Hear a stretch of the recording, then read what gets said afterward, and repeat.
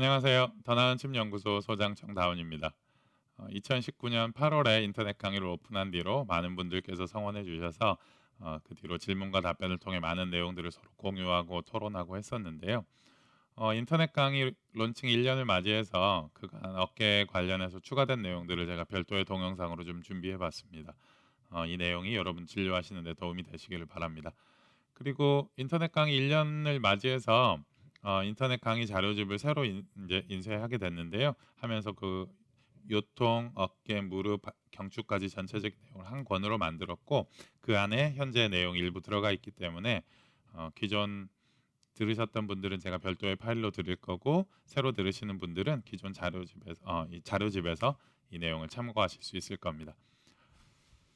자, 제가 기존 인터넷 강의를 할 때 이 표는 보여드린 적이 있어요. 실제로 관절경을 통해서 회전근개가 얼마나 어느 곳이 파열되어 있느냐를 들여다봤더니 수술하면서 들여다본 382회 중에서 348회 중 311회, 즉 90% 가량에 해당하는 사람들이 극상근에 문제가 있었고 극하근에 일부 있고 견갑하근에 어느 정도 문제가 있더라. 그리고 제가 뭐 유튜브 펍메드에서 검색을 해보면 극상근 관련한 것들이 상당히 많고 극하근이나 견갑하근은 절반 정도 되는 것 같다 이렇게 말씀을 드렸었는데 그래서 전체적인 결론으로는 극상근이 제일 많고 견갑하근이나 극하근이 절반 정도를 따른다라고 설명드렸고요. 하지만 제가 최근에 본 연구 중 하나가 외상성 회전근개 파열의 빈도를 관절경으로 관찰한 연구를 하나 발견해서 함께 소개드릴까 합니다. 외상성 회전근개 파열의 빈도를 관찰해 봤더니 극상근이 이제 상당히 많은 건 당연하고 견갑하근의 빈도가 꽤 많은 것을 볼 수 있죠. 거의 극상근에 상응할 정도로. 특히 이는 외상에서 볼 때 팔을 뒤로 짚으면서 어깨를 이렇게 치는 어깨가 체중과 중력에 의해서 이렇게 손상이 오는 경우들이 많기 때문에 짚을 때 극상근 외에도 견갑하근의 상부도 함께 그 외력을 받게 되죠. 상완골두가 치게 되면서. 그런 면에서 환자 우리가 병력 청취를 할 때 외상으로 인해서 어깨에 힘이 뭐 어떻게 된 적이 있다. 특히 넘어지면서 어디 짚으면서 그런 적이 있다 하면 극상근의 높은 빈도 외에도 특히 견갑하근의 빈도를 더 잘 파악할 필요가 있고요. 그런 면에서는 제가 어깨 루틴 6가지 검사 설명할 때 뭐 이렇게 해서 팔꿈치 복압근 잡아 보세요. 그다음에 극상근, 극하근, 견갑하근 검사를 이렇게 저항 내외전으로 했었는데 그것 외에 새로운 방법을 하나 더 소개시켜 드릴까 합니다. 그 검사는 영어로는 bear hug test 혹은 저는 이제 반대쪽 어깨 누르기 검사라고 하는데 반대쪽 어깨를 이렇게 누르면서 저항을 주고 환자 통증이나 약화가 있는지를 보는 건데요. 동영상으로 먼저 한번 보시겠습니다.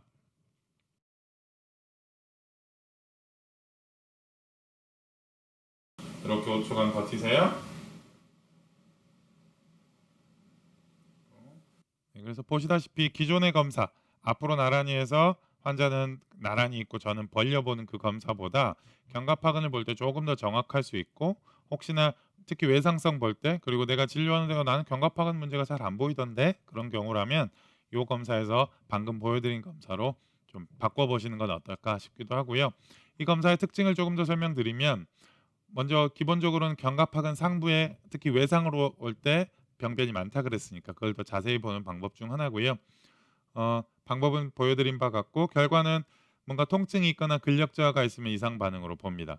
그리고 이 방법보다 앞으로 나란히 하는 방법보다 더 선호하는 이유는 이 방법이 흉근 때문에 강력한 표층의 흉근 때문에 그 문제가 과소평가될 수 있기 때문에 상대적으로 흉근이 덜 작용하게 할 수 있는 방법이고 이 방법에서도 역시 이렇게 내리라고 했는데 팔로 이렇게 누르는 게 아니고 팔꿈치로 이렇게 하는 경우라면 흉근으로 그걸 보상한다고 볼 수 있습니다. 여러분 이렇게 해서 팔꿈치를 내려보면 흉근이 이렇게 딱딱해지는 게 느껴지거든요.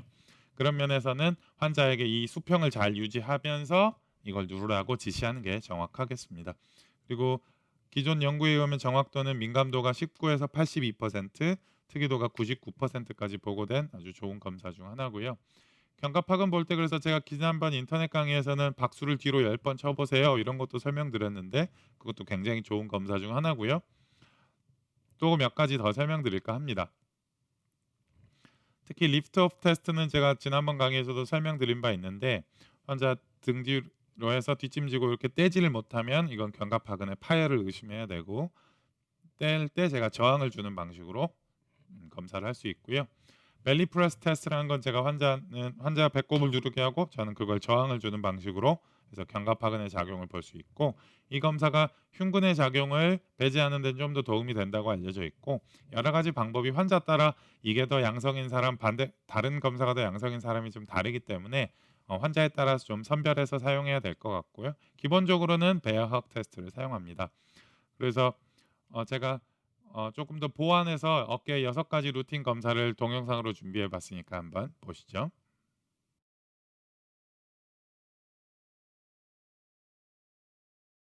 네, 환자분 왼쪽 어깨가 불편하시니까 오른쪽 어깨부터, 자, 등 이렇게 한번 목덜 밑 잡아보세요. 이쪽부터. 자, 이렇게 해서 끝 느낌을 봅니다. 여기 고정하고 반대쪽 한번 해볼게.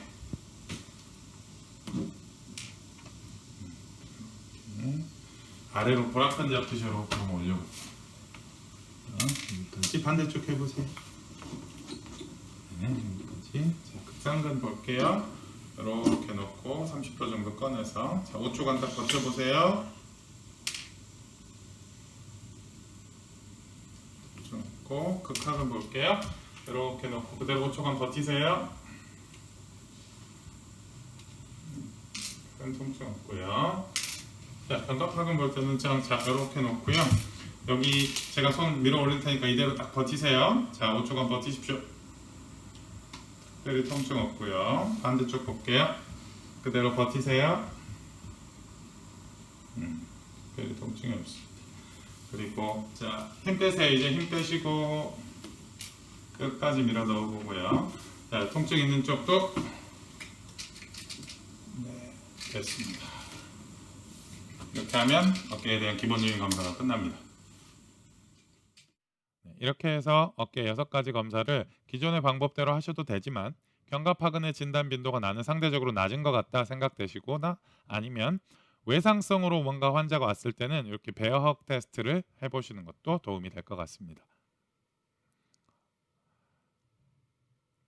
그래서 그렇게 6가지 검사를 변형해서 한 경우에는 반대쪽 어깨 누르기, 아까 이 검사에서 통증이나 약화가 있는 경우에 견갑하근에 대한 문제를 좀 더 확진할 수 있고, 역시 견갑하근의 문제는 수동수평 내전에서도 통증이나 뻑뻑함이나 불편감을 호소하기도 합니다.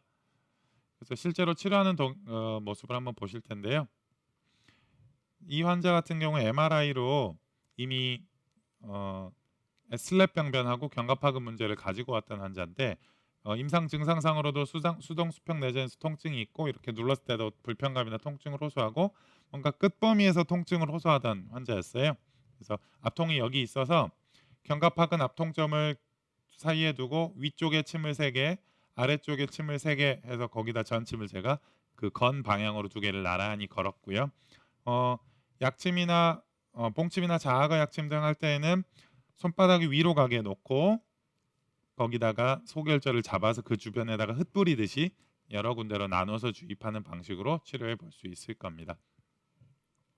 그리고 실제로 근복부에 자침할 수도 있는데요. 근복부는 주로 심장의 첫 번째 혈인 극천혈에서 이렇게 잡아서 들어가는 이 방법들인데, 그건 제가 유튜브에 견갑하근 근복부라고 검색하시면 첫 번째로 뜨는 동영상이 제가 올려놓은 시술 동영상인데, 그걸 참고하실 수 있을 것 같습니다. 그러면 건 주변에 저렇게 침초를 하는 게 어떤 효과가 있느냐, 특히 여러 수강자께서 건 주변에 침치료를 해야 되냐 말아야 되냐, 하게 되면 어떻게 하냐, 이런 질문들 많이 여러분들께서 해주셨어서 그거에 관한 최근 연구 중 하나를 살펴보고 갈까 합니다. 이건 일본의 구보라는 사람이 건강한 남자 20몇 명을 가지고 아킬레스 건 주변에다 침치료를 했어요. 그리고 실제로 혈류가 늘어나는지 산소 포화도는 어떤지를 레이저로 관찰해서 비교한 연구인데요. 실제로 준비 기간 15분 정도 눕혀놨을 때는 아무 혈류 변화가 없다가 자침을 했을 때 자침 치료를 한쪽이나 건측이나 다 혈류가 살짝 늘어요. 그러다가 제삽 치료를 아주 얕게 하고 나면 혈류가 확 늘어나는 걸 볼 수 있고, 특히 치료한 쪽에서. 그리고 유침을 잠깐 했다가 침을 빼고 이제 눕혀 놓는데, 보면 침을 뺀 뒤에도 혈류가 지속적으로 느는 걸 볼 수 있어요. 그래서 재밌는 2가지 사실을 발견할 수 있는데, 하나는 치료한 쪽에서 특히 혈류가 많이 는다는 것, 그것이 이제 기전적으로 보면 그 주변의 축삭 반사 때문에 혈관을 확장시키고 혈류를 개선시키는 반응들이 나타날 수 있는 것이고, 특히 또 하나 재밌는 건 이 치료한 쪽 말고도 치료하지 않은 쪽에서도 혈류가 느는 걸 관찰할 수 있는데, 그것은 자율신경계가 함께 관여하기 때문에 혈관벽들이 함께 확장되면서 혈류가 느는 기전을 보여주는 것 같고, 그건 임상적으로 어떻게 응용할 수 있냐면요. 자, 환자가 어떤 건의 문제 혹은 뭐 어떤 뭐 골절 이유든지 어떤 문제를 가지고 있는데 한쪽에 스플린트를 하고 있어요. 그래서 침을 거기다 직접 놓기 어려운 환자라면 반대쪽에다 그래도 침 치료를 해주면 그쪽에도 효과가 함께 나타날 수 있다. 이런 자율신경계 반응을 통해서 이렇게 설명하시고 실제로 그런 효과들을 보실 수도 있고, 우리가 기존에 전통적으로 치료하던 그런 뭐 거자법, 무자법과도 일맥상통하는 면이 있습니다. 이렇게 해서 침 치료의 외연을 더 확장할 수 있는 면이 있을 것 같습니다. 그리고 한국보건의료원에서 보고된 회전근개 관련된 보고서를 하나 더 볼까 합니다. 회전근개 파열 환자의 보존적 치료와 수술적 치료의 비교 효과 연구라는 보고서인데요. 이건 2014년에 보고가 돼서 이미 여러 중앙지에서 어깨 수술이 실제로 보존적 치료에 별로 유의한 효과가 없더라, 이런 식의 기사도 여러 개 나간 적이 있고요. 저희가 그걸 환자한테 더 중요한 정보를 드린다는 개념에서 이걸 좀 자세히 살펴볼까 합니다. 여긴 뭐 문헌적 고찰도 하고 코호트 연구도 하고 뭐 실제로 전문의들 설문조사도 하고 여러 그 연구들을 모아서 출판한 보고서인데요. 우리가 가장 눈여겨볼 것들은 수술 치료를 했던 180명 그리고 보존 치료를 했던 157명을, 즉 300명이 넘는 군을 둘로 나눠서 수술한 군이 어땠는지 보존적 치료군이 어땠는지를 두 가지로 보는데, 하나는 통증 그리고 하나는 가동 범위 변화, 이렇게 봐서 그걸 3개월, 6개월, 12개월 그 사이에 어떻게 변해가는지를 관찰한 코호트 연구입니다. 보시면 둘 다 수술군이나 보존적 치료군이나 통증이 바스 6을 넘을 정도로 중등도 이상의 통증을 가지고 있는 환자들이었어요. 근데 수술하고 처음 3개월은 수술적 치료보다 오히려 보존적 치료군이 더 빨리 줄어듭니다. 왜냐하면 수술을 안 했으니까. 그래서 시간이 가면서 줄었는데 1년 정도 보면 결국 수술한 치료나 보존한 치료나 결국 통증이 2 미만으로 어느 정도 좀 줄어든다는 걸 볼 수 있어요. 그래서 회전근개 파열로 인한 것이 기본적으로는 통증이 시간이 가면서 좀 줄어든다. 보존적 치료를 하든 수술적 치료를 하든 이렇게 볼 수 있고, 또 한 가지 더 재밌는 것은 그 가동 범위를 관찰해 보면요. 자, 보존적 치료군이 처음 3개월은 가동 범위가 줄는 것 같아요. 그래서 여기까지 올라가던 것도 조금 덜 올라가는 것도 같고 안 좋아지는 것 같지만, 실제로 6개월, 12개월 가보면 보존적 치료군의 가동 범위가 더 수술적 치료군에 비해서 높은 걸 볼 수 있어요. 왜냐하면 기본적으로 관절경을 통해서 회전근개 수술을 하기 때문에 어깨 관절의 연부 조직들에 다양한 손상을 주기 때문에 다양한 유착이나 혹은 근육의 위축 등으로 인해서 가동 범위가 줄어드는 결과를, 원치 않는 결과를 가져올 수도 있거든요. 그래서 이런 결과를 환자와 직접 마주대하고 설명을 해주시면 환자가 불필요한 수술을 하는 걸 좀 막을 수도 있고요. 그래서 기본적인 원칙은 3개월간 보존적 치료를 최대한 해보고 그에 대해서 반응이 전혀 없거나 환자가 수술을 원하거나 하면 그때 이제 수술을 권하는 것으로 해보시는 게 좋을 것 같고, 저희가 진료 현장에서도 침 치료나 약침 치료나 매선 치료했을 때 회전근개 파열에서 반응이 좋은 것들을 여러 번 관찰할 수 있기 때문에 그러한 경험들을 환자와 함께 공유하시면서 최선의 의사 선택을 할 수 있도록 돕는 것이 좋겠습니다. 그리고 또 보고서에서 한 가지 더 눈여겨볼 것이 있어요. 전문의 분과 간의 의견 차이를 실제로 설문을 통해서 보고하고 있는데, 전문의들 226명을 대상으로 해서 뭐 정형외과, 가정의학과, 뭐 재활의학과 이런 식으로 여러 분과 사람들의 의견을 물었어요. 뭐 수술과 관련된 의견 여러 질문들을 하는데 가장 차이가 많이 나는 질문 중 하나를 가져왔습니다. 회전근개 파열이 있는 노인 환자의 경우 1차적 수술 치료 효과성에 대한 근거 수준은 어느 정도 된다고 생각하십니까? 하고 질문을 던졌더니, 정형외과 선생님들은 파란색으로 주로 아주 효과적이다 혹은 매우 효과적이다 이 정도로 대답을 하고 있고요. 절반 넘는 사람들이. 재활의학과는 아니다, 근거가 불충분하거나 효과 없다는 것이 한 70%될 정도로 의견이 좀 상반되는 결과를 가지고 와요. 그래서 우리가 여기서 한 가지 엿볼 수 있는 것은 환자가 어떤 의사를 선택하느냐에 따라서 결국 그 환자의 의사 선택이 달라질 수 있다는 것이죠. 수술을 할지 말지에 대한. 그런 면에서 한의원을 찾은 많은 분들은 어찌 보면 보존적 치료를 한 번이라도 더 시도해 보려고 오신 분들이기 때문에 이러한 근거를 바탕으로 이 전문의 분과 간에도 의견이 다르고 우리가 되도록이면 수술보다 보존적 치료를 했을 때 가동범위나 통증에 있어서도 수술과 비교했을 때 나쁘지 않다. 오히려 더 나은 면이 있다.